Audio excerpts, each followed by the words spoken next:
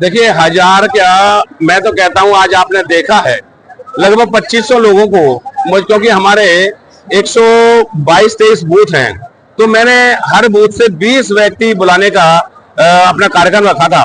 तो इस हिसाब से संख्या लगभग 2500 के आसपास बनती है।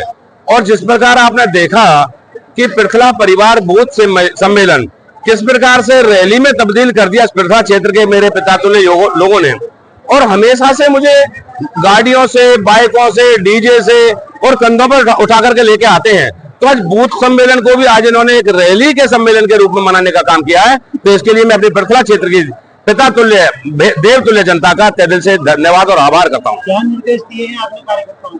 देखिए, कभी भी मैं जिंदगी में कार्यकर्ताओं को या अपने देवतुल्य लोगों को निर्देश नहीं देता। मैं उनके साथ कंधा से कंधा मिलाकर कोई भी लड़ाई लड़ता हूं। जैसा आपने देखा होगा 2019 का चुनाव, और मैंने लोगों को भी और नेताओं को भी ये समझाने में सफलता हासिल की है कि क्षेत्र के लोग केवल वोटर नहीं हैं। अगर आपको एमएलए बनाकर भेजते हैं, आपको विधानसभा में भेजते हैं, तो केवल एक वोटर नहीं है, वो भगवान का रूप है और उनको भगवान की तरह पूजा और सेवा करनी चाहिए, पूजा करनी चाहिए।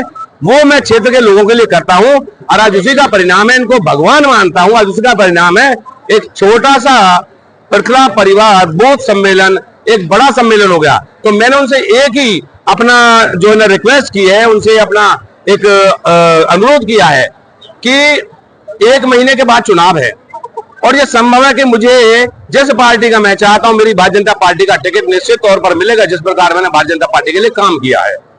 अन्यथा हमें हर परिस्थिति के लिए तैयार रहना है और हम लड़ाई लड़ना मेरे क्षेत्र की जनता और हम मिलकर के जानते हैं। तो मैं समझता हूं कि अगर कोई 19-20 भी 1% होती है जिसके चांसेस नहीं है, वो बड़ा स्पष्ट कहा मीडिया में है, तो फिर हमें हर लड़ाई के लिए तैयार रहना है और निश्चित तौर पर पृथला विधानसभा से दोबारा से मुझे एक सेवक और बेटा बना करके विधानसभा चंडीगढ़ भेजना है। जब से सरकार बनी है 5 निर्दलीय विधायकों में से एकमात्र निर्दलीय विधायक है और सरकार के साथ खड़े हैं, तो कोई आश्वासन मिला है आपको? देखिए, मैं आपको बताऊं बंधु कि गरिमा, विश्वास, ये दोनों, चाहे व्यापार हो, चाहे राजनीति हो, चाहे कोई भी अपना क्षेत्र हो, गरिमा विश्वास ये हमेशा बना। जिस व्यक्ति ने कभी गरिमा खो अपने जो वादा है उससे विमुख हुए हैं, तो उस व्यक्ति जल्दी जनता से भी विमुख हो जाता है। जिस प्रकार से जनता का भरोसा लेकर के मैं साथ चलता हूं, जनता को मेरा पूरा भरोसा है कि नैनपाल रावत जो करेगा वो हमेशा सही निर्णय लेगा। इसी प्रकार मेरी सरकार और मेरी भारतीय जनता पार्टी जानती है। मैं भारतीय जनता पार्टी को मेरी इसलिए कह रहा हूं कि आज भी मैं प्रो भाजपा ही माना जाता हूं।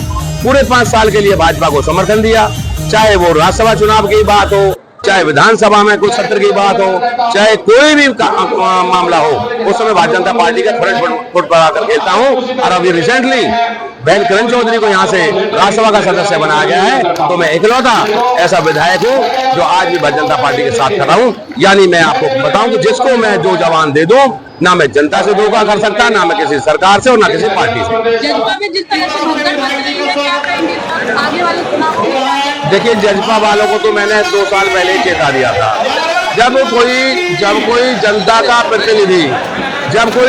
प्रतिनिधि, चाहे वो जजपा वाला हो, भाजपा वाला हो, कांग्रेस वाला हो, अपने एमएलएज का, अपनी जनता का अगर ना सत्कार करेगा, ना ध्यान करेगा, तो मैं कहता हूं वो व्यक्ति जल्दी खत्म हो जाएगा।